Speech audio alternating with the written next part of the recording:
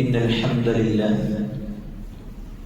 نحمده ونستعينه ونستغفره ونعوذ بالله من شرور أنفسنا ومن سيئات أعمالنا من يهده الله فلا مضل له ومن يضلل فلا هادي له وأشهد أن لا إله إلا الله وأشهد أن محمدًا عبده ورسوله أرسله بالهدى ودين الحق ليظهره على الدين كله ولو كره المشركون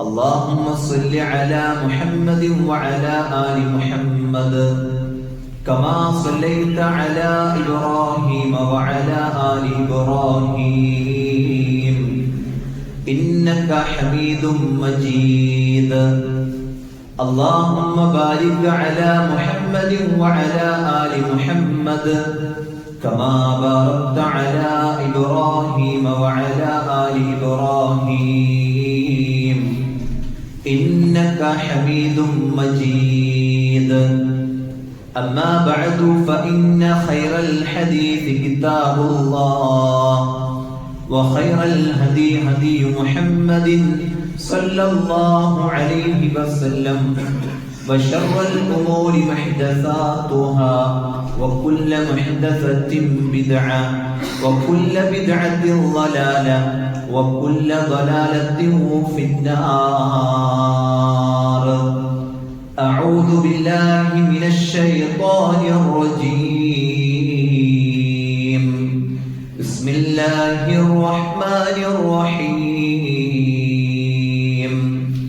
يا أيها الذين آمنوا اتقوا الله حق تقاته ولا تموتن إلا وأنتم مسلمون يا أيها الناس اتقوا ربكم الذي خلقكم من نفس واحدة وخلق منها زوجها وبث منهما رجالا كثيرا ونساء واتقوا الله الذي تساءلون به والأرحام إن الله كان عليكم رقيبا أعوذ بالله من الشيطان الرجيم بسم الله الرحمن الرحيم إذا جاء نصر الله والفتح ورأيت الناس يدخلون في دين الله أفواجا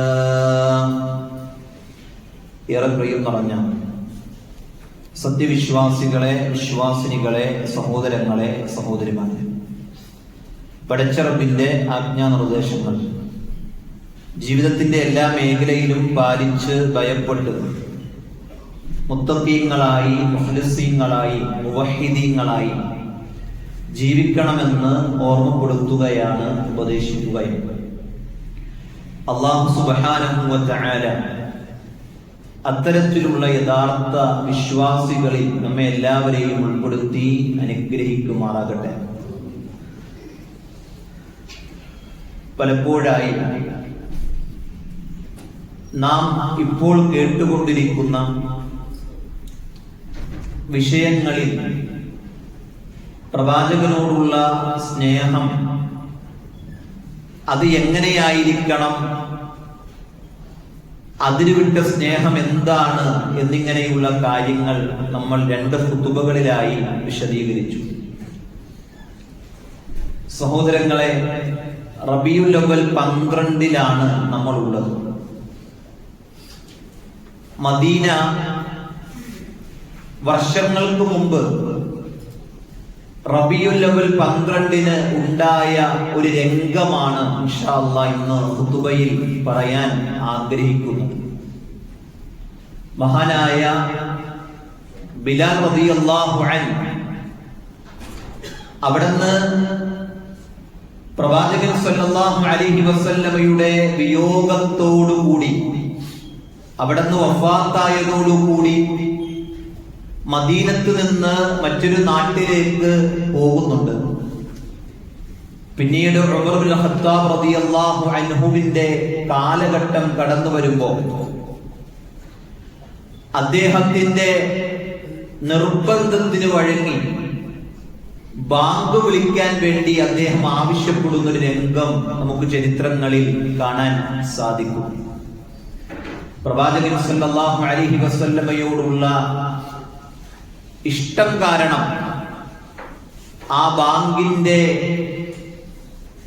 ആ ലഫ്ളുകളിൽ അഷ്ഹദു അന്ന മുഹമ്മദ റസൂലുള്ളാഹ് എന്ന പ്രവാചകന്റെ പേര് ഉച്ചരിക്കുമ്പോ പൊട്ടിക്കരഞ്ഞു പോകുന്ന ബിലാൽ റളിയല്ലാഹു അൻഹുവിനെ നമ്മൾ വായിക്കുകയാണ്.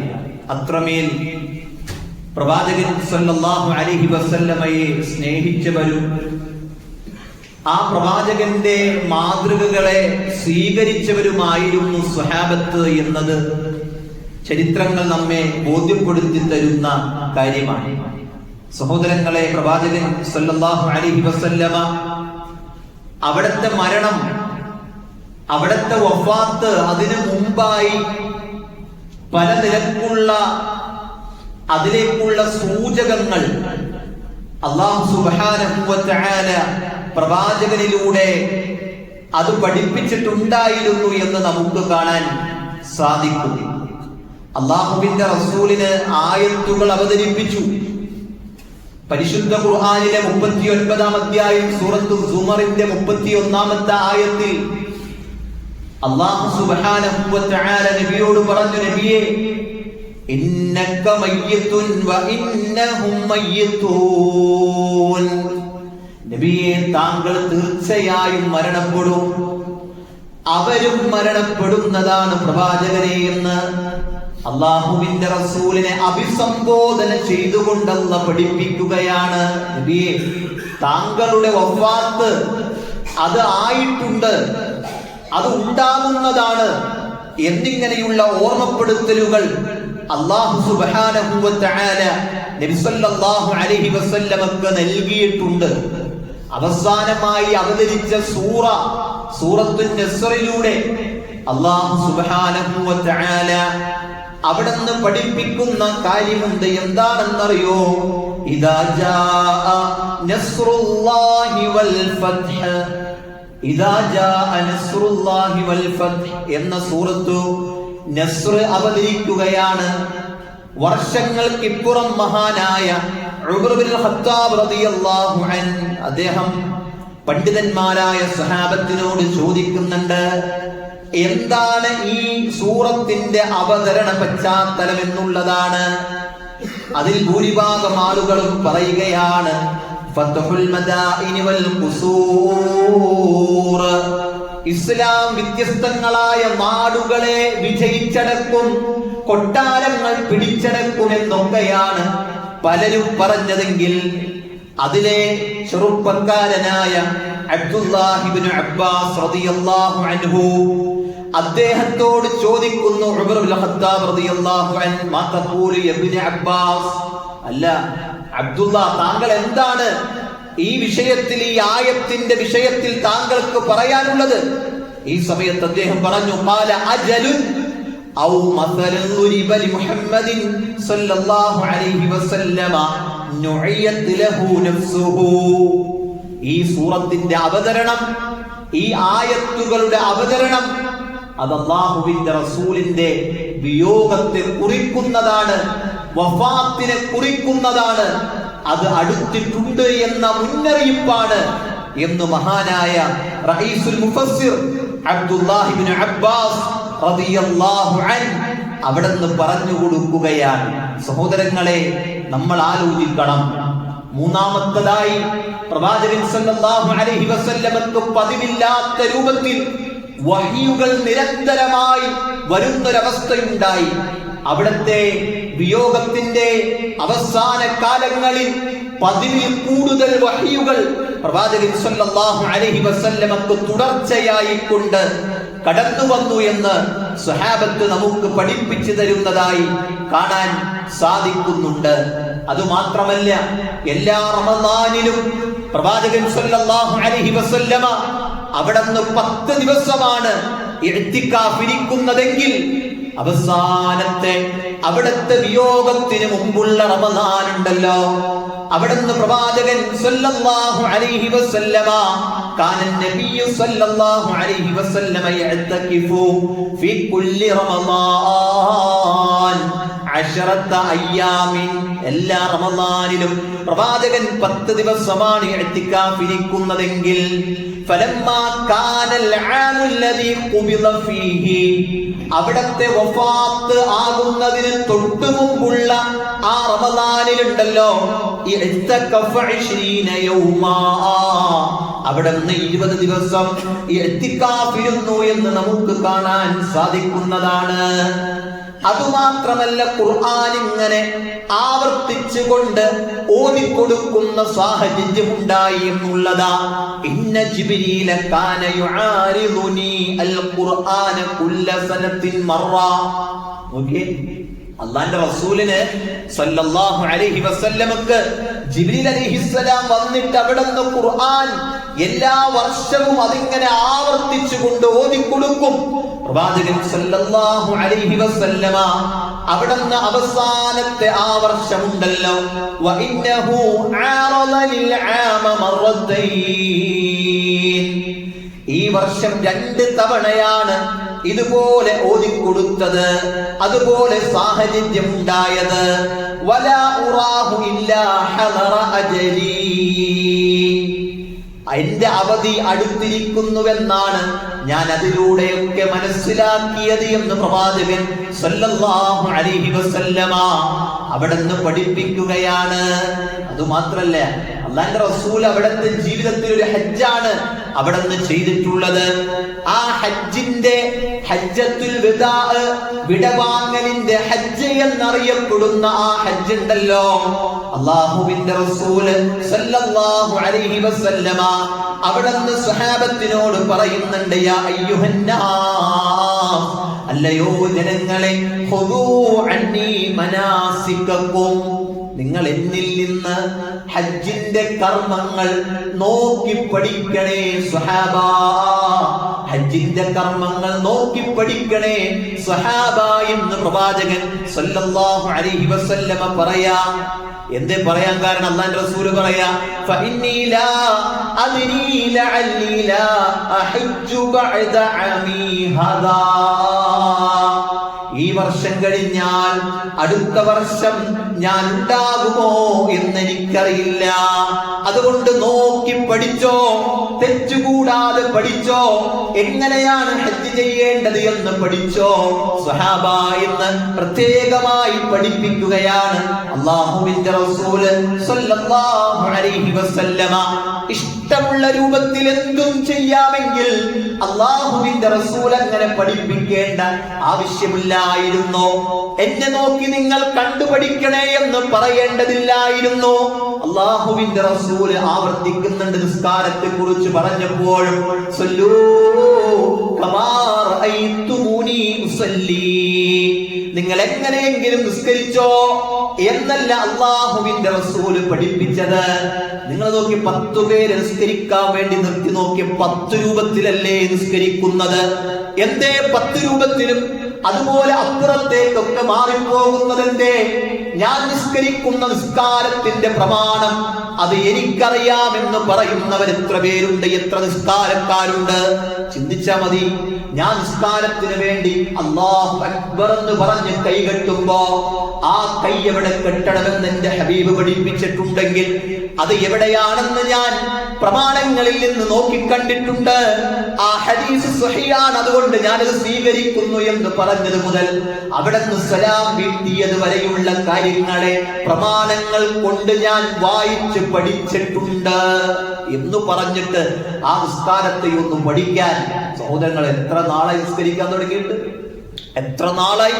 എന്നിട്ടോ ആ നിസ്കാരത്തിന്റെ ആ കൈകെട്ടൽ മുതൽ സലാം വരെ ഹദീസുകളിൽ നിന്ന് ഞാൻ വായിച്ചിട്ടുണ്ട്.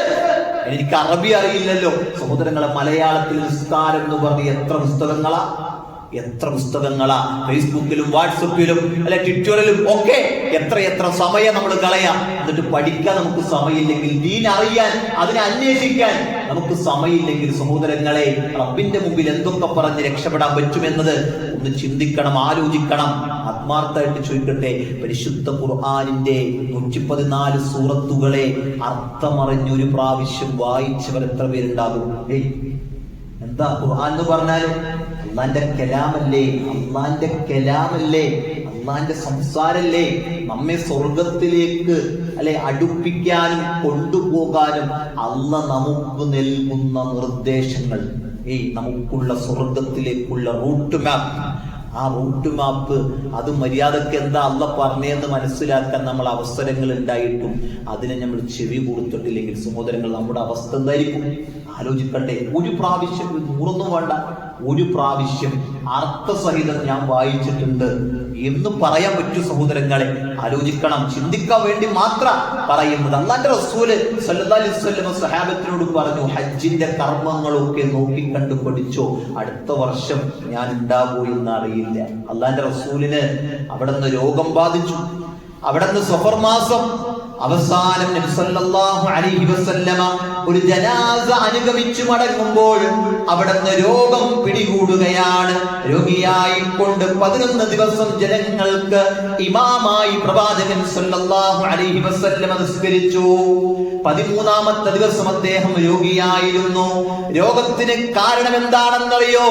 ഒരു ജൂത സ്ത്രീ ഭക്ഷണത്തിന് വിഷം കലർത്തി നബി സല്ലല്ലാഹു അലൈഹി വസല്ലമയെ കൊല്ലാൻ ശ്രമിച്ചു എന്നുള്ളതാണ്.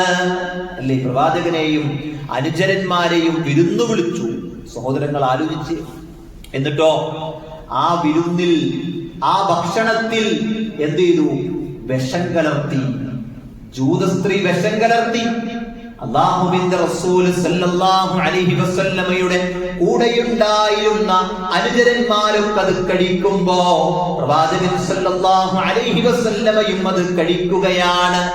എന്നിട്ട് ആയിഷ റളിയല്ലാഹു അൻഹയോട് പറയുന്നുണ്ട്, ആയിഷ, അന്ന് ജൂത സ്ത്രീയിൽ നിന്ന് കഴിച്ച ഭക്ഷണമുണ്ടല്ലോ, അതതിന്റെ പണി തുടങ്ങിയിട്ടുണ്ട് ആയിഷ എന്ന് പ്രവാചകൻ സല്ലല്ലാഹു അലൈഹി വസല്ലമ ആയിഷ റളിയല്ലാഹു അൻഹയോട് പറയുന്നുണ്ട്. സഹോദരങ്ങളെ, ഗൈബ് പറയുന്ന പ്രവാചകൻ എന്നല്ല സമൂഹത്തിൽ അല്ലാഹുവിന്റെ റസൂലിനെ ഇല്ലാത്ത മദ്ഹ് പറഞ്ഞുകൊണ്ട് പുകഴ്ത്തി പോകുന്നത്. എന്തേ? വിഷം കലർത്തിയ ഭക്ഷണത്തിൽ വിഷമുണ്ടെന്ന് അറിഞ്ഞിട്ട് തന്റെ അനുചരന്മാരെ പറ്റിച്ചതാണോ ആ പ്രവാചകൻ? അനുചരന്മാർ കഴിക്കട്ടെ എന്ന് വിചാരിച്ചതാണോ ആ പ്രവാചകൻ? തന്റെ അനുചരന്മാരോട് സ്നേഹമില്ലാത്തതാണോ പ്രവാചകൻ? ആലോചിക്കണ്ടേ സഹോദരങ്ങളെ, മുസ്ലിമാനെ. ആ പ്രവാചകന് ഗൈബറിയില്ല, മറഞ്ഞതറിയില്ല, അദൃശ്യമറിയില്ല. ആ പ്രവാചകനല്ലേ ഉഹുദിൽ ശത്രുക്കൾ ഉണ്ടാക്കിയ കെണിയിൽ വീണത്. ആ കെണിയിൽ വീണ് അവിടത്തെ നെറ്റിത്തടത്ത് പടത്തൊപ്പിയുടെ ആണികൾ തറച്ചു പോയില്ലേ? അവിടുന്ന് പ്രയാസത്തിലായില്ലേ? സഹോദരങ്ങളെ, ഗൈബ് പറയുന്ന പ്രവാചകൻ അത് ഇസ്ലാം പഠിപ്പിച്ച പ്രവാചകനല്ല. മുസ്ലിമീങ്ങൾ ഖുർആനിൽ നിന്നും ഹദീസിൽ നിന്നും പരിചയപ്പെട്ട പ്രവാചകന് നാളത്തെ കുറിച്ച് അറിയില്ല. നാളത്തെ കുറിച്ച് അറിഞ്ഞുവെങ്കിൽ, മറഞ്ഞ കാര്യം അറിയുമെങ്കിൽ പരിശുദ്ധ ഖുർആനിൽ സൂറത്ത് നൂർ എന്നുള്ള അധ്യായമുണ്ട്. ആയിഷ റളിയല്ലാഹു അൻഹക്ക് എതിരെ വ്യഭിചാര ആരോപണം നടത്തിയ അവസ്ഥകളെ വിശദീകരിക്കുന്നുണ്ട് ആ സൂറത്തിൽ. ഒരു വേള അല്ലാഹുവിന്റെ റസൂൽ പോലും അങ്ങനെ ആയിട്ടുണ്ടാകുമോ എന്ന് ചിന്തിച്ചു പോയി എന്നുവരെ ഹദീസുകളിലുണ്ട്. സ്വന്തം ഭാര്യ അല്ലെ തെറ്റുകാരിയല്ല എന്ന കാര്യം പോലും അല്ലാഹുവിന്റെ റസൂലിനെ അറിയാൻ പറ്റിയിട്ടില്ല. നിങ്ങൾ ആലോചിച്ച് നോക്കിയേ, മറഞ്ഞതറിയുന്ന പ്രവാചകനെയല്ല ഇസ്ലാം പരിചയപ്പെടുത്തുന്നത്. അങ്ങനെ എന്തെങ്കിലും അറിഞ്ഞിട്ടുണ്ടെങ്കിൽ അത് വഹയിന്റെ അടിസ്ഥാനത്തിൽ മാത്രമാണ്, വഹി കൊണ്ടാണ് അറിയുന്നത് എന്നത് നമ്മൾ കൃത്യമായി മനസ്സിലാക്കണം. അങ്ങനെ ആ പ്രവാചകൻ സല്ലല്ലാഹു അലൈഹി വസല്ലമയുടെ അവസാന സമയം സഹോദരങ്ങളെ, അല്ലാഹുവിന്റെ റസൂല് ഭാര്യമാരെയൊക്കെ വിളിച്ച് ചേർത്തുകൊണ്ട് ഭാര്യമാർക്കിടയിൽ നീതി കാണിക്കുന്ന പ്രവാചകൻ. ഞാൻ നാളെ ആയിഷയുടെ വീട്ടിലാണ് കേട്ടോ റളിയല്ലാഹു അൻഹ. അങ്ങനെയല്ല അല്ലാഹുവിന്റെ റസൂൽ പറഞ്ഞത്. പിന്നെയോ അല്ലാഹുവിന്റെ റസൂല് തന്റെ ഭാര്യമാരോട് ചോദിക്കുന്നുണ്ട്, കാന യസ്അലു ഫീ മർദിഹി അല്ലദി മാത ഫീഹി, ആ മരണം പിടികൂടുന്ന അവസാനത്തെ രോഗമുള്ള സമയത്ത് അല്ലാഹുവിന്റെ റസൂല് തന്റെ ഭാര്യമാരോട് ചോദിക്കുന്നുണ്ട്, ഐന അന ഗദൻ, ഐന അന ഗദൻ, ഞാൻ നാളെ എവിടെയാ, ഞാൻ നാളെ എവിടെയാ. ഓരോ ഭാര്യമാർക്കും ഊഴം കൊടുത്തിട്ടുണ്ട്, ഇന്ന ദിവസം ഈ സമയം നിനക്കുള്ളതാണ്. നിധിമാനായ പ്രവാചകൻ മുഹമ്മദ് മുസ്തഫ സല്ലല്ലാഹു അലൈഹി വസല്ലമ, അനീതി കാണിക്കാത്ത ലോകത്തിന്റെ നേതാവ് മുത്തു മുഹമ്മദ് മുസ്തഫ സല്ലല്ലാഹു അലൈഹി വസല്ലമ അവിടുന്ന് ഭാര്യമാരോട് ചോദിക്കുകയാണ്, ഐന അന ഗദൻ, ഞാൻ നാളെ എവിടെയാണ്. യുരീദു യൗമ ആയിഷ, നാളെ ആയിഷ റളിയല്ലാഹു അൻഹയുടെ ദിവസമാണ് എന്നാണ് ഞാൻ കരുതുന്നത്. ഫഅദിന ലഹു അസ്വാജുഹു യകൂനു ഹൈസു ശാഅ, മറ്റു ഭാര്യമാരൊക്കെ അദ്ദേഹത്തിന്റെ പ്രവാചകന്റെ അവസാന സമയങ്ങൾ അത് ഇവിടെയായിരിക്കണമെന്ന് പ്രവാചകന്റെ മനസ്സിലെ ആ കാര്യം അവരൊക്കെ അംഗീകരിച്ചു കൊടുക്കുകയാണ്. പ്രവാചകൻ ആയിഷ റളിയല്ലാഹു അൻഹയുടെ വീട്ടിലേക്ക് അവിടെ താമസിക്കാൻ, അവിടെ അവസാനത്തെ സമയം ചെലവഴിക്കാൻ ഭാര്യമാരൊക്കെ സമ്മതിക്കുമ്പോ, സഹോദരങ്ങളെ, അല്ലാഹുവിന്റെ റസൂലിന്റെ അതരങ്ങൾ ഇങ്ങനെ സംസാരിക്കുന്നുണ്ട്. അവിടെ നിന്ന് ഇങ്ങനെ സംസാരിക്കുന്നത് ആയിഷ റളിയല്ലാഹു അൻഹ കേൾക്കുന്നുണ്ട്. അവിടത്തെ ചെവി ഇങ്ങനെ ചേർത്തുകൊണ്ട് മഹദി ഇങ്ങനെ അല്ലാഹുവിന്റെ റസൂല് സല്ലല്ലാഹു അലൈഹി വസല്ലമ എന്താണ് പറയുന്നതെന്ന് നോക്കുമ്പോ അല്ലാഹുവിന്റെ റസൂല് പറയുന്നത്, ലഅനത്തുല്ലാഹ്, അല്ലാഹു ശപിക്കട്ടെ, അലൽ യഹൂദി വൻ നസ്വാറാ, യഹൂദികളെയും നസ്രാനികളെയും അല്ലാഹു ശപിക്കട്ടെ. എന്താ കാരണം? സഹോദരങ്ങളെ, അവരെ ശപിക്കട്ടെ എന്ന് പറയുമ്പോ നമ്മളെ പറഞ്ഞിട്ടില്ലല്ലോ എന്ന് ചിന്തിക്കുന്നുണ്ടെങ്കിൽ ആ പണി നമ്മളെടുത്താലും ആ ശാപമുണ്ടല്ലോ നമുക്കും ഉണ്ടാകുമെന്നതിൽ സംശയമില്ല. ഏതാണ് ആ പണി എന്നറിയോ? ഇത്തഖദൂ ഖുബൂറ അംബിയാഇഹിം മസാജിദാ, അവരവരുടെ അമ്പിയാക്കളുടെ ഖബറുകളെ സുജൂദ് ചെയ്യുന്ന കേന്ദ്രങ്ങളാക്കി മാറ്റി. അതുകൊണ്ട് അല്ലാഹു സുബ്ഹാനഹു വ തആല യഹൂദികളെയും നസ്രാനികളെയും ശപിച്ചിരിക്കുന്നു എന്ന് പ്രവാചകൻ സല്ലല്ലാഹു അലൈഹി വസല്ലം പഠിപ്പിക്കുന്നു. ഏത് പണിയെടുത്തത് കൊണ്ട്? അമ്പിയാക്കളുടെ ഖബറുകളെ സുജൂദിന്റെ കേന്ദ്രങ്ങളാക്കിയത് കൊണ്ട്. സഹോദരങ്ങളെ, ചിന്തിക്കണ്ടേ, മുസ്ലിങ്ങൾ അങ്ങനെ ചെയ്താലോ? മുസ്ലിങ്ങൾ ചെയ്താൽ അത് ഇസ്ലാമാണെങ്കിൽ മുസ്ലിം അല്ലാത്തവൻ ചെയ്താൽ എങ്ങനെയാണത് ശാപത്തിന്റെ കാരണമാവുക? ചിന്തിക്കണ്ടേ, ആലോചിക്കണ്ടേ. സഹോദരങ്ങളെ, മൂസാ നബിയിൽ വിശ്വസിച്ചവരല്ലേ യഹൂദികൾ? ഈസാ നബിയിൽ വിശ്വസിച്ചവരല്ലേ നസ്രാനികൾ എന്ന് പറയുന്നത്? അവരിതാ ഖബറിൽ സുജൂദ് ചെയ്തപ്പോ അത് അല്ലാഹുവിന്റെ ശാപത്തിന് ഇടയാക്കുമെങ്കിൽ മുഹമ്മദ് നബിയിൽ വിശ്വസിച്ച മുസ്ലിം എന്ന് പറയുന്നവൻ അവൻ ഖബറിൽ സുജൂദ് ചെയ്താലും അല്ലാഹുവിന്റെ ശാപമുണ്ട്, അല്ലാഹുവിന്റെ ശാപം അവനുമുണ്ട് എന്നതിൽ യാതൊരു സംശയവുമില്ല. അത് കൃത്യമായി നമ്മൾ ശ്രദ്ധിക്കണം. ഇന്ന് പല മഖ്ബറുകളിലും സുജൂദ് ചെയ്യുന്ന ആളുകളെ കാണുന്നില്ലേ? തവാഫ് ചെയ്യുന്ന ആളുകളെ കാണുന്നില്ലേ? അല്ലെ, തവാഫ് എന്ന് പറഞ്ഞാൽ തന്നെ അത് കഅബത്തിലാണ് 7 പ്രാവശ്യം ചെയ്യുന്ന ആ വലയം വെക്കുന്നതിനെ തവാഫ് എന്ന് പറയാം. എന്നാലോ ഇന്നിപ്പോ മഖ്ബറകളിൽ തവാഫ് ചെയ്യുന്നു, വിളക്ക് കത്തിക്കുന്നു, പട്ടുപുതപ്പിക്കുന്നു, പുണ്യം ആഗ്രഹിക്കുന്നു, ദോഷം മാറാൻ വേണ്ടി അവിടെ ചെന്നുകൊണ്ട് തേടുന്നു.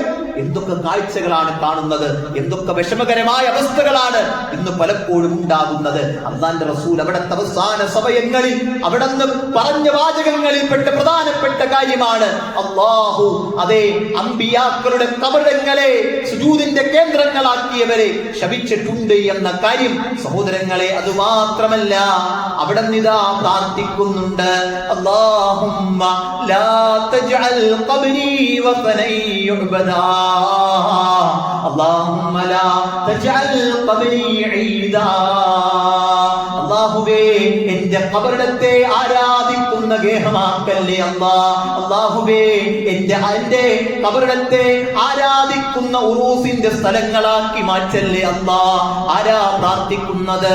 ഹബീബുനാ മുഹമ്മദ് റസൂലുള്ളാഹി സ്വല്ലല്ലാഹു അലൈഹി വസല്ലമ അവിടുന്ന് പ്രാർത്ഥിക്കുക, അല്ലാഹുമ്മ ലാ തജ്അൽ ഖബ്രി വസനൻ യുഅബദ്, ആരാധിക്കപ്പെടുന്ന വിഗ്രഹങ്ങളാക്കല്ലേ അല്ലാ. ആരാധിക്കപ്പെടുന്ന ഉറൂസിന്റെ ആഘോഷത്തിന്റെ കേന്ദ്രങ്ങളാക്കി എന്റെ ഖബറിനെ മാറ്റല്ലേ അല്ലാ.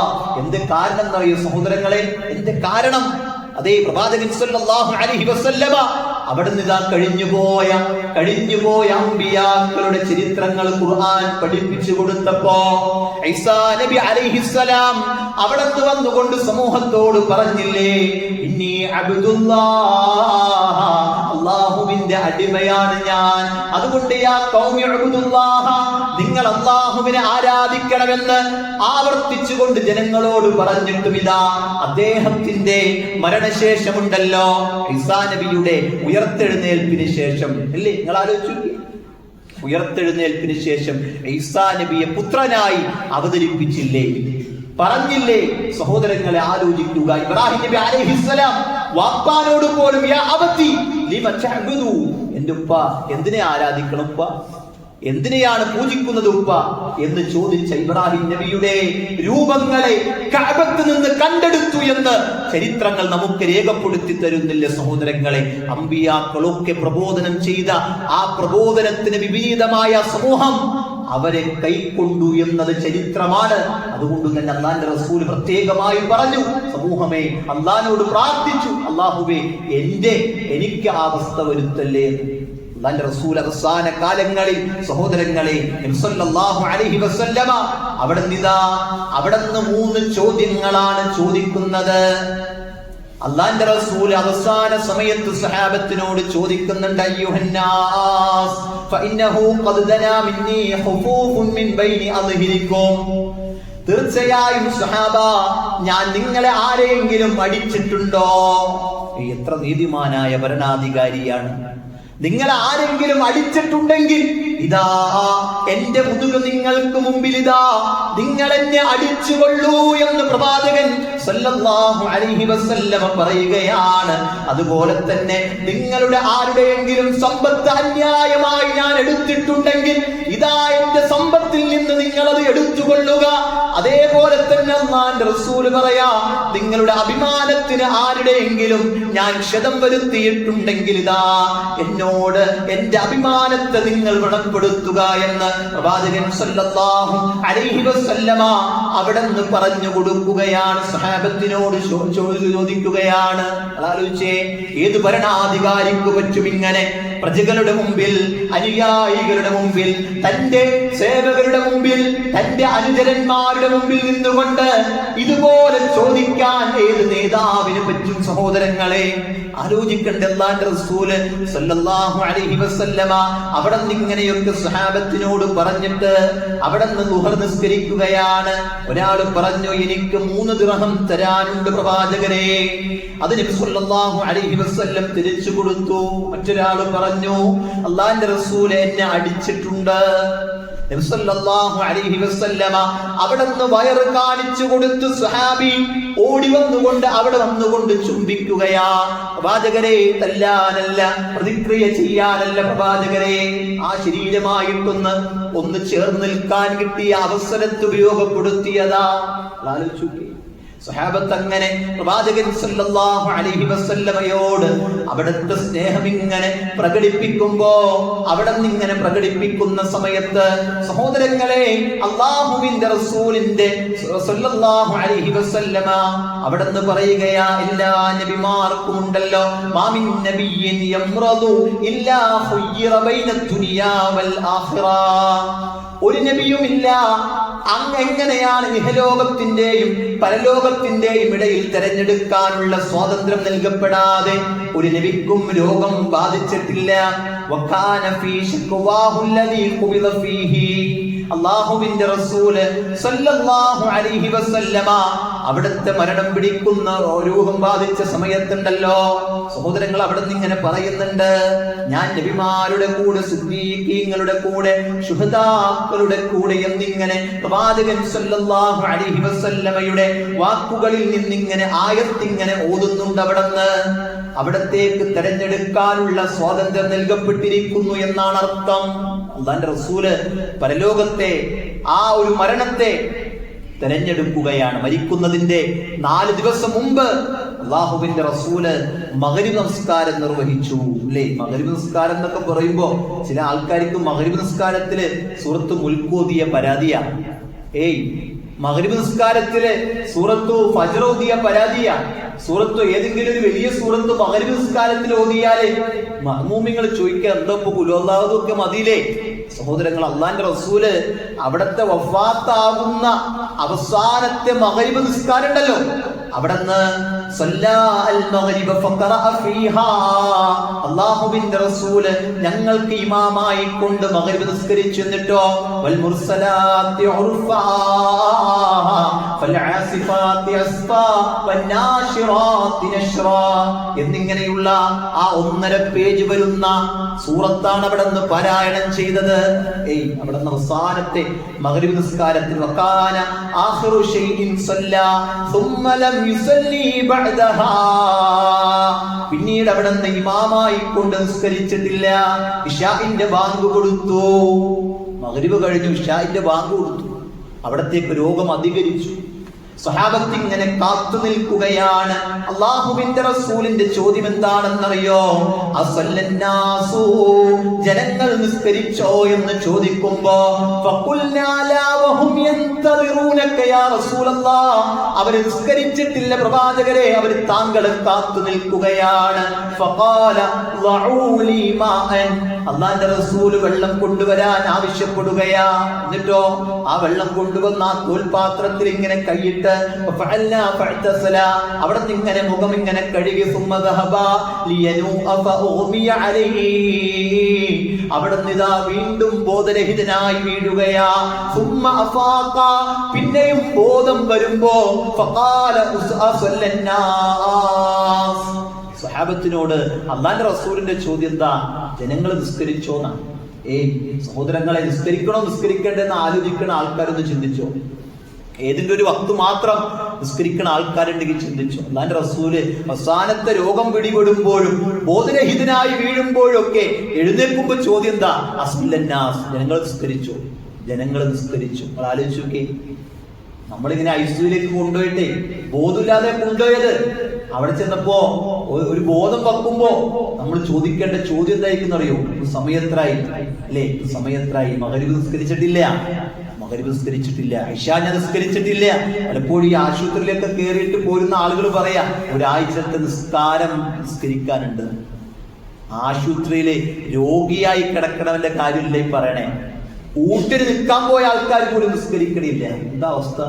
നിസ്കാരത്തെ അത്രയും വില കുറിച്ചാണ് പലപ്പോഴും ഈ ഉമ്മത്തിൽ പലരും കണ്ടിട്ടുള്ളത് എങ്കിൽ അഷ്റഫുൽ ഖൽഖ് മുഹമ്മദ് മുസ്തഫ സല്ലല്ലാഹു അലൈഹി വസല്ലമയെ ഇഷ്ടമുണ്ടെന്നിട്ട് സ്നേഹം ആ പ്രവാചകൻ ചോദിക്കുന്ന മരണത്തിന്റെ അവസാന ഘട്ടങ്ങളിൽ പോലും അവിടെ നിന്ന് ചോദിച്ച ചോദ്യം ജനങ്ങൾ നിസ്കരിച്ചോ എന്ന് ആവർത്തിച്ചുകൊണ്ട് പ്രവാചകൻ സല്ലല്ലാഹു അലൈഹി വസല്ലമ അവിടെ നിന്ന് ഇങ്ങനെ എഴുന്നേൽക്കും, വീണ്ടും ചോദിക്കും. സഹോദരങ്ങൾ, അല്ലാഹുവിന്റെ റസൂലിന് പള്ളിയിലേക്ക് വരാൻ കഴിയുന്നില്ല. ഫഅർസല റസൂലുള്ളാഹി സല്ലല്ലാഹു അലൈഹി വസല്ലം ഇലാ അബീ ബക്കർ അൻ സല്ലി ബിന്നാസ്, അബൂബക്കർ സിദ്ദീഖ് റളിയല്ലാഹു അൻഹുവിനോട് ജനങ്ങൾക്ക് ഇമാമായി നിസ്കരിക്കാൻ വേണ്ടി ആവശ്യപ്പെടുകയാണ്. സഹോദരങ്ങളെ, ഖുത്ബയുടെ മൊബൈലെടുത്ത് ഖുത്ബക്ക് കയറി നിന്നിട്ട് കാര്യമില്ല. പണ്ടൊക്കെ അതൊന്നും പറയണ്ടായിരുന്നു, ഇപ്പൊ അതൊക്കെ പറയാം. ഫേസ്ബുക്കും ഒക്കെ അല്ലേ, വാട്സപ്പും ഒക്കെ അല്ലേ. എന്താ അവസ്ഥയാ, എന്താ പ്രശ്നേ, എവിടെയാ ഈമാൻ? ഇനി എങ്ങനെ വർദ്ധിക്കുക? പള്ളിയുടെ ഉള്ളില് ഇത്രയും ഗൗരവമുള്ള വിഷയം പറയുമ്പോൾ പോലും നമ്മൾ അലസന്മാരാണെങ്കിൽ സഹോദരങ്ങളെ, നന്നായി പരിശോധിക്കേണ്ടതുണ്ട് ഈമാൻ. നന്നായി പരിശോധിക്കണം, ശ്രദ്ധിക്കണം. ഇല്ല, നമ്മുടെ വാട്സപ്പ് നോക്കലല്ല, അതൊക്കെ മറ്റൊരു ലോകത്തേക്ക് നമ്മളെ കൊണ്ടുപോകണേ. സഹോദരൻ ശ്രദ്ധിക്കുക. ആരെങ്കിലുമൊക്കെ അങ്ങനെയൊക്കെ ചെയ്യുന്നുണ്ടെങ്കിൽ ശ്രദ്ധിക്കുക. പണ്ടൊരു തമാശ പറഞ്ഞ ഒരാള്, എന്താണ്, നിസ്കാരത്തിൽ വാട്സപ്പിൽ മെസ്സേജ് അയച്ചു അത്രേ. അപ്പൊ പറഞ്ഞു, ഞാൻ നിസ്കരിക്കണോ, നിസ്കാരം കഴിഞ്ഞിട്ട് മെസ്സേജ് അയക്കാട്ടോ.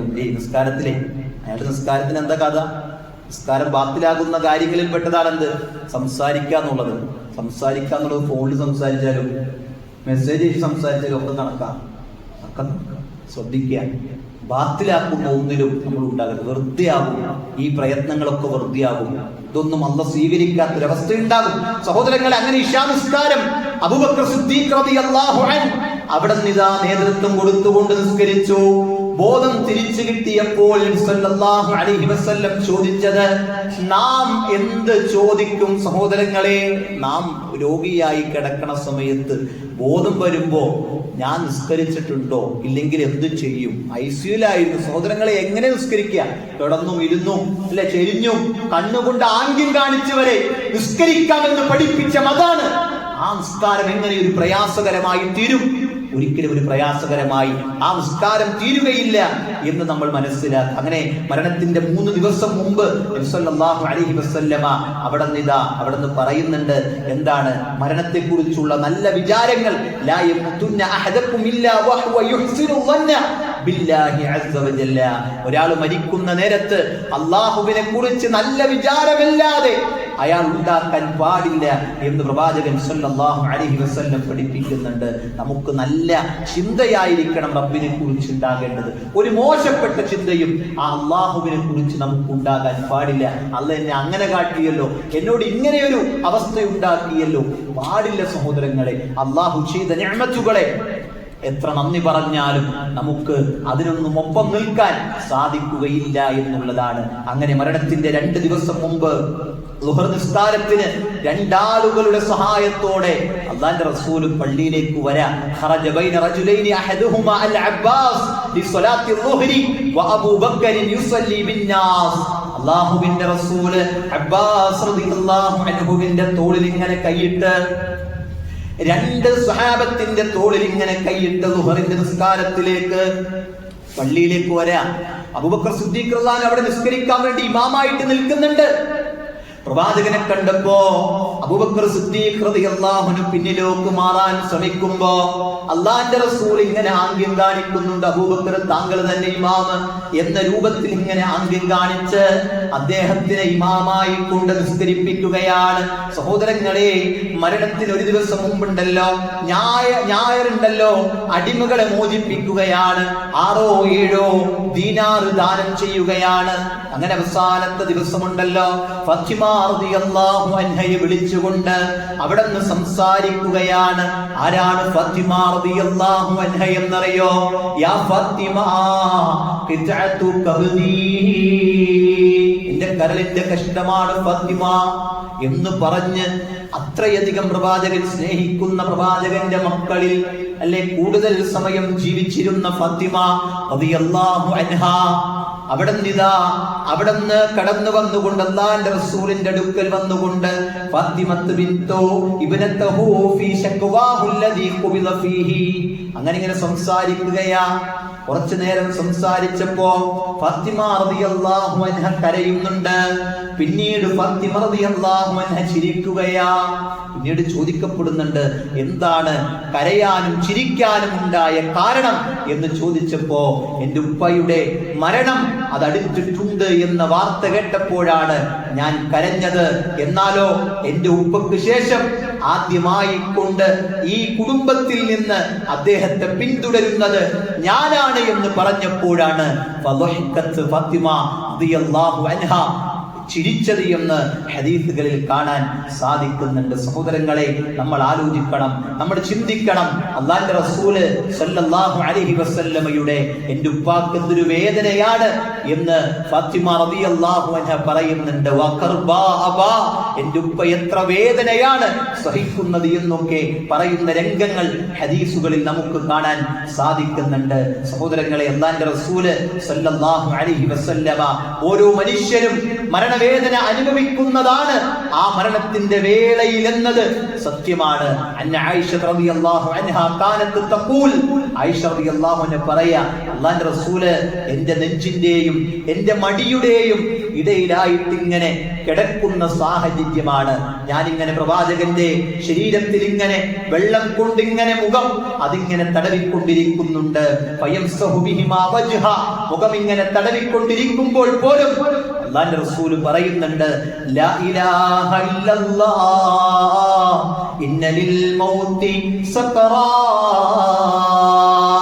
അവിടെ ഇങ്ങനെ ആവർത്തിച്ചുകൊണ്ട് പറയുന്ന വാചകമാ ലാ ഇലാഹ ഇല്ലല്ലാഹ് ഇന്നലിൽ മൗതി സകറാത്ത്. അവിടെ ഇങ്ങനെ പറഞ്ഞിട്ട് അവിടത്തെ കരങ്ങൾ ഇങ്ങനെ ആകാശത്തേക്ക് ഉയർത്തുന്നുണ്ട്. എന്നാലോ കുറച്ചേരം കഴിയുമ്പോ ആ കൈ ഇങ്ങനെ നിശ്ചലമായി അതിങ്ങനെ നിലത്തോട്ട് പതിക്കുന്നത് ആയിഷ റളിയല്ലാഹു അൻഹ പറയാണ്, ഉന്നതമായ കൂട്ടുകാരന്റെ അടുക്കലേക്ക്, ആ ഉന്നതമായ ഇടങ്ങളിലേക്കെന്ന് പറഞ്ഞ് സഹോദരങ്ങൾ അല്ലാഹുവിന്റെ റസൂൽ പ്രാർത്ഥിക്കുന്നുണ്ട്,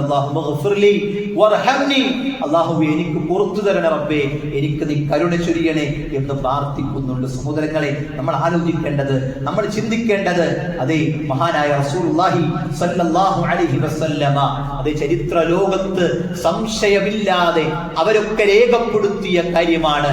അതേ റബീഉൽ അവ്വൽ 12-നാണ് അല്ലാഹുവിന്റെ റസൂൽ വഫാത്തായത് എന്നുള്ളത്. എന്നാൽ അവിടെ നിന്ന് ജനിച്ച കാര്യത്തിൽ വ്യത്യസ്തങ്ങളായ അഭിപ്രായ വ്യത്യാസങ്ങൾ അതേ പണ്ഡിത ലോകത്തുണ്ട്.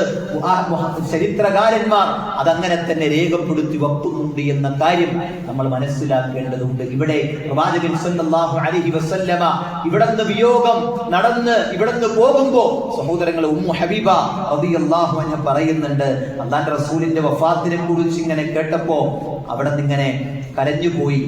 അവിടെ നിന്ന് പറഞ്ഞു, ഞാൻ കരഞ്ഞത് അള്ളാഹുവിന്റെ റസൂൽ വഫാത്താകുമെന്ന കാര്യം അത് പ്രവാചകൻ സല്ലല്ലാഹു അലൈഹി വസല്ലം പഠിപ്പിച്ച കാര്യമാണ്. പക്ഷേ ഞാൻ കരഞ്ഞു പോയതിന്റെ കാരണം എന്താണെന്നറിയോ? അല്ലാഹുവിന്റെ റസൂല് സല്ലല്ലാഹു അലൈഹി വസല്ലം വഫാത്തായി പോകുന്നതോടുകൂടി എന്താ ഉണ്ടാകുന്നത്? ആകാശ ലോകത്ത് നിന്ന് അള്ളാഹുവിന്റെ നിർദ്ദേശങ്ങൾ അത് മുറിഞ്ഞു പോവുകയാണല്ലോ.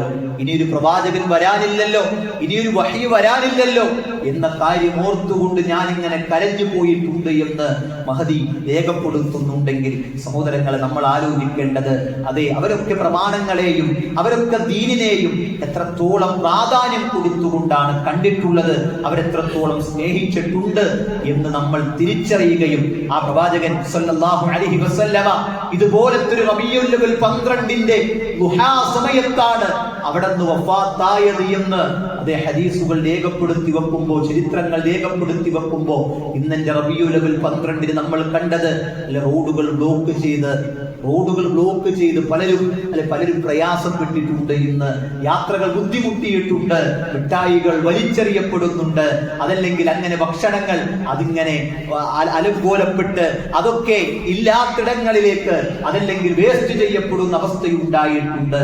അതിലേറെ അല്ലാഹുവും റസൂലും പഠിപ്പിക്കാത്തൊരു ആഘോഷം, വെറുതെ പറഞ്ഞല്ല, മൂന്നാമത്തെ പെരുന്നാൾ എന്നാണ് ചിലർ പറയാ. മൂന്നാമത്തെ പെരുന്നാള്, 2 പെരുന്നാള് അല്ലാഹു റസൂലും പഠിപ്പിച്ചത്, മൂന്നാമത്തെ പെരുന്നാള് നമ്മൾ ഉണ്ടാക്കിയത് എന്നാണ് വപ്പ്. സഹോദരങ്ങൾ ആലോചിച്ച് എന്താണ് അവസ്ഥ? മുസ്ലിം ഉമ്മത്ത് ചിന്തിക്കേണ്ടതുണ്ട്. ഖുർആനിലോ സുന്നത്തിലോ പഠിപ്പിക്കാത്ത ആചാരാനുഷ്ഠാനങ്ങളുടെ പുറമെ നമ്മൾ പോകേണ്ടതില്ല. ഇത് ഇസ്ലാമിലുള്ള ആഘോഷമല്ല എന്ന് മനസ്സിലാക്കാം. അല്ലാഹുവിന്റെ റസൂൽ വഫാത്തായതിന്റെ പേരിൽ എന്തെങ്കിലും ദുഃഖാചാരനുണ്ടോ? അതില്ല. സഹോദരങ്ങളെ, മുസ്ലിം ഉമ്മത്തിന് വന്ന ഏറ്റവും വലിയ മുസീബത്ത് ഏതാണെന്ന് പ്രവാചകൻ സല്ലല്ലാഹു അലൈഹി വസല്ലം പരിചയപ്പെടുത്തിയപ്പോൾ അതെന്റെ വിയോഗമാണ് എന്ന് പ്രവാചകൻ സല്ലല്ലാഹു അലൈഹി വസല്ലം പഠിപ്പിച്ചിട്ടുണ്ട്. അതുകൊണ്ട് ഇക്കാര്യങ്ങളെ വ്യക്തമായി മനസ്സിലാക്കി ഇസ്ലാമിന്റെ പ്രമാണങ്ങളെ സ്വീകരിച്ചുകൊണ്ട് ജീവിക്കാൻ അല്ലാഹു നമുക്ക് തൗഫീഖ് പ്രദാനം ചെയ്യുമാറാകട്ടെ. അൽഹംദുലില്ലാഹി റബ്ബിൽ ആലമീൻ. الصلاة والسلام على رسول الأمين وعلى آله وصحبه أجمعين أما بعد. പ്രിയം നിറഞ്ഞ സത്യവിശ്വാസികളെ, വിശ്വാസികളെ, അല്ലാഹുവിന്റെ ആജ്ഞാനിർദ്ദേശങ്ങൾ ജീവിതത്തിന്റെ എല്ലാ മേഖലയിലും പാലിച്ച് ഭയപ്പെട്ട് ജീവിക്കണമെന്ന് ഓർമ്മപ്പെടുത്തുകയാണ്, ഉപദേശിക്കുകയാണ്. ആദ്യ ഖുതുബയിൽ പറഞ്ഞത് അല്ലാഹുവിന്റെ റസൂൽ സല്ലല്ലാഹു അലൈഹി വസല്ലം അവിടുന്ന് റബീഉൽ അവ്വൽ 12-നാണ് ലോകത്തോട് വിട പറഞ്ഞത്. അവിടുന്ന് അവസാന സമയങ്ങളിൽ നൽകിയ ഉപദേശങ്ങൾ തുല്യതയില്ലാതെ, മറന്നുപോകാതെ മനസ്സിൽ ചേർത്തു വെക്കേണ്ട ഉപദേശങ്ങളാണ്.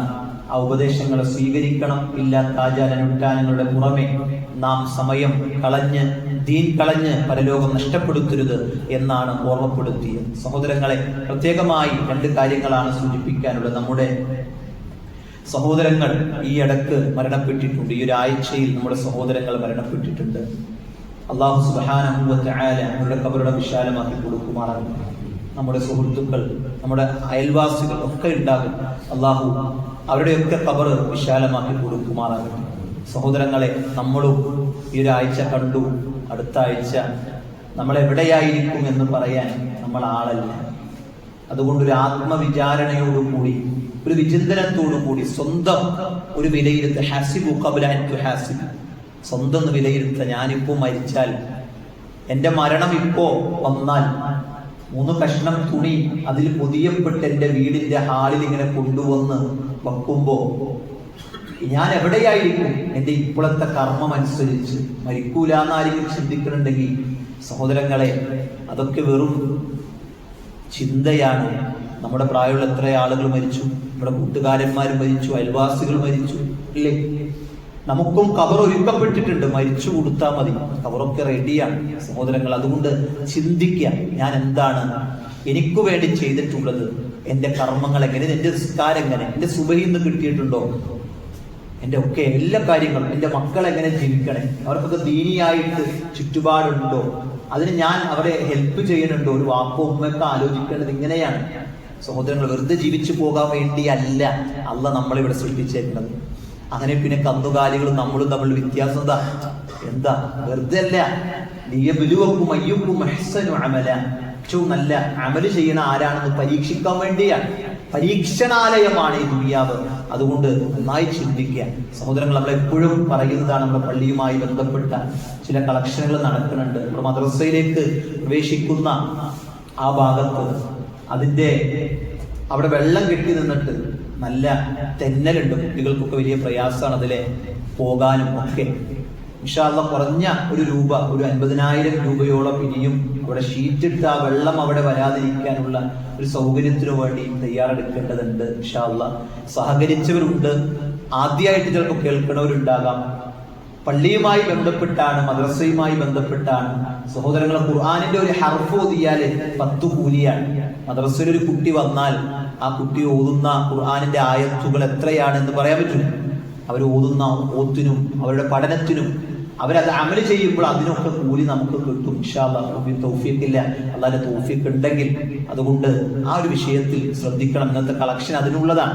അതുകൊണ്ട് അറിഞ്ഞുകൊണ്ട് എന്ത് ചെയ്യാം, വേണമെങ്കിൽ നമുക്കൊക്കെ അത് ഏറ്റെടുക്കാൻ പറ്റും. ഇത്ര വലിയ പൈസ ഒന്നുമില്ലല്ലോ, 50,000 രൂപ എന്ന് പറഞ്ഞാൽ ഒരു പക്ഷേ അത് ഞാൻ ചെയ്തുതരാം, എനിക്കത് പറയേണ്ടതില്ല ഇൻഷാ അല്ലാഹ് എന്ന് പറയാൻ അത് പറ്റും. അത് ഞാൻ കഴിഞ്ഞ തവണ ചെയ്താണല്ലോ, ഈ ഇത്തവണ ഞാൻ ചെയ്യണില്ല, വേറെ ആരും ചെയ്യട്ടെ. നമ്മളെ എന്തിന്റെ വിഷയത്തിലാ നമ്മൾ മാറി നിൽക്കണമെന്നറിയോ? ഫലിയതനാഫസിൽ മുത്തനാഫിസൂൻ എന്ന് പറഞ്ഞിട്ട് ഖുർആൻ, മത്സരിക്കുന്നവർ സ്വർഗത്തിന് വേണ്ടി മത്സരിക്കട്ടെ. നമ്മൾ ഇതിന്റെ വിഷയത്തിൽ മാറി നിൽക്കാൻ പാടില്ല. ഒരിക്കലും അബൂബക്കർ സിദ്ദീഖ് റളിയല്ലാഹു അൻഹു ഉമർ ഇബ്നു ഖത്താബ് റളിയല്ലാഹു അൻഹു തമ്മിൽ മത്സരം നടക്കുന്നുണ്ട്. എന്തിന്റെ വിഷയത്തിലാണെന്നറിയാം? യുദ്ധത്തിന് കളക്ഷൻ ഇങ്ങനെ എടുക്കുമ്പോ അള്ളാന്റെ റസൂലിന്റെ അടുക്കൽ വന്നിട്ട് ഉമർ റളിയല്ലാഹു അൻഹു പറയാ, അള്ളാന്റെ റസൂൽ ഞാൻ ഇത്രയും തന്നിട്ടുണ്ട്, പരമാവധി കൊടുത്തു ഉമർ ഇബ്നു ഖത്താബ് റളിയല്ലാഹു അൻഹു. അള്ളാന്റെ റസൂല് അബൂബക്കർ സിദ്ദീഖ് റളിയല്ലാഹു അൻഹു ചോദിച്ചു, അബൂബക്കറെ എന്താ ഇനി ബാക്കിയുള്ളേ? അബൂബക്കർ സിദ്ദീഖ് റളിയല്ലാഹു അൻഹു പറഞ്ഞു, അല്ലാഹ് റസൂലും മാത്രമേ ബാക്കിയുള്ളൂ, ബാക്കിയൊക്കെ കൊടുത്തിട്ട് റസൂലേ. അവിടെ ഉമർ ഇബ്നു ഖത്താബ് റളിയല്ലാഹു അൻഹു പറയുന്നുണ്ട്, ഞാൻ അന്നും പരാജയപ്പെട്ടു പോയത്, കാരണം എൻ്റെ കയ്യിൽ കുറച്ചെങ്കിലും ബാക്കി പിന്നെയും ഉണ്ടായിരുന്നു. അവിടെയും ഞാൻ പരാജയപ്പെട്ടു പോയി. ആരുടെ മുമ്പിൽ? അബൂബക്കർ സിദ്ദീഖ് റളിയല്ലാഹുവിന്റെ മുമ്പിൽ. ഞാൻ പറയാ, രഹസ്യമായിട്ടൊക്കെ നമ്മൾ എന്ത് ചെയ്യാ, ഇടപെടാം, ആരും പറയാൻ നിൽക്കണ്ട ഇൻഷാ അല്ലാഹ്. അങ്ങനെയൊക്കെയാണ് എല്ലാ സംവിധാനങ്ങളും മുന്നോട്ട് പോകുന്നത്. നമ്മുടെ വീട് എങ്ങനെയാ മുന്നോട്ട് പോകുന്നത് നിങ്ങൾ ആലോചിച്ചു അല്ലേ? നമ്മുടെ വീട് അള്ളാന്റെ തൗഫീഖ് കൊണ്ട് നമ്മൾ പണിയെടുത്തതിന്റെ ഒരു കാരണത്താൽ അള്ളാന്റെ ബർക്കത്ത് കൊണ്ട് ഇങ്ങനെ അങ്ങനെ പോകാം. ചെലവുകളില്ലേ? ഉണ്ട്, എല്ലായിടത്തും ചെലവുകളുണ്ട്. അതുകൊണ്ട് നമ്മൾ പരമാവധി സഹകരിക്കും. ഇന്നത്തെ കളക്ഷൻ അതിനുള്ളതാണെന്ന് ഓർമ്മപ്പെടുത്തും. അള്ളാഹു അനുഗ്രഹിക്കട്ടെ. അള്ളാഹു സുബ്ഹാനഹു വ തആല നമ്മുടെ തെറ്റുകൾ കൊടുത്തു മാപ്പാക്കി തെരുമാറാകട്ടെ. മരിക്കുമ്പോ ലാ ഇലാഹ ഇല്ലല്ലാഹ് ഉച്ചരിച്ച് മരിക്കാനുള്ള മഹാഭാഗ്യം അള്ളാഹു നൽകി അനുഗ്രഹിക്കുമാറാകട്ടെ. തൗഹീദ് അനുസരിച്ച് ജീവിക്കാൻ, സുന്നത്തനുസരിച്ച് ജീവിക്കാൻ അള്ളാഹു നമുക്ക് തൗഫീഖ് പ്രദാനം ചെയ്യുമാറാകട്ടെ. നമ്മുടെ മാതാപിതാക്കൾ മരണപ്പെട്ടവരുണ്ട്, ജീവിച്ചിരിക്കുന്നവരുണ്ട്. അല്ലാഹുവേ, മരണപ്പെട്ടവരുടെ ഖബറിടം വിശാലമാക്കി കൊടുക്കണം റഹ്മാനെ.